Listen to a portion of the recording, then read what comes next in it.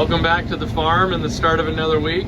It looks dusty right now, cutting with the combines in a row, but believe it or not, we actually were rained out the last 2 mornings, been having morning thunderstorms come through.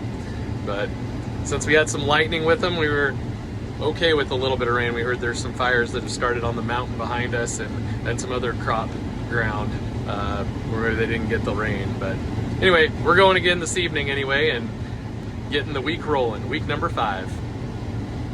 Well, we barely got started and then we got rained and hailed out of the field, so muddy mess and done for the day. We'll see when we get going again. Well, since we got rained out, we're gonna take this truck down once bank out driver gets us loaded. This is the big French P1300 bank out behind the quad track 435 that we got tuned up to be a quad track 535. It's amazing the unload rate of this large auger. It's what makes having 3 combines out here cutting work. This thing can really cart the grain away, and the other red bank out there, 825 bushel one, it can fill in and keep the combines cutting while this one is getting loaded. Got to give a shout out to our great grain cart drivers, keeping the combines going.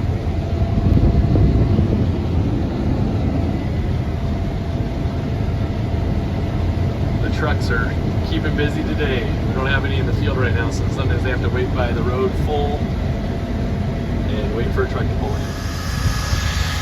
Clean off and move time, blowing off any weed seeds that might be on equipment before we move farm. Combine unhooked and moving its header up. This one's unhooked. We've got the bank outs here. Trucks, just getting them loaded with the last of the wheat from this farm. That combine and that header already blown off and ready to move, and that completes the circle. Got the morning routine going on.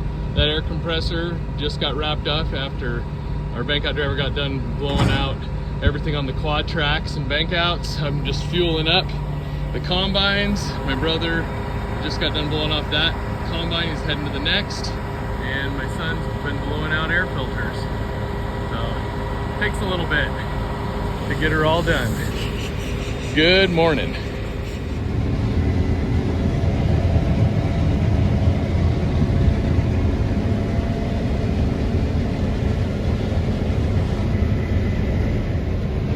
We have moved on to some spring wheat. This is some soft white spring wheat here. It's yielding all right. For spring wheat generally yields about half of what winter wheat does in our area. Our winter wheat is generally on fallow, so it's got that extra moisture, and the spring wheat only has that 1 year's of moisture, so not unexpected. So if winter wheat's gonna go 100, I guess spring wheat might go 50. Beautiful view as we're cutting some spring wheat and trying to wrap up our lower elevation wheat harvest today. Just finishing up spring wheat in this field here on a little bit of a slope, overlooking the valley.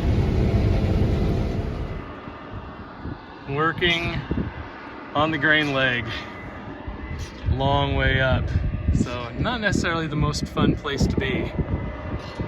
Sun's just opening up the field. The view's good if you don't mind heights. Can you believe it? Harvesting something besides wheat. These are chickpeas, small Kabuli chickpeas to be specific. We call them garbanzo beans, yielding about 20 bushel an acre.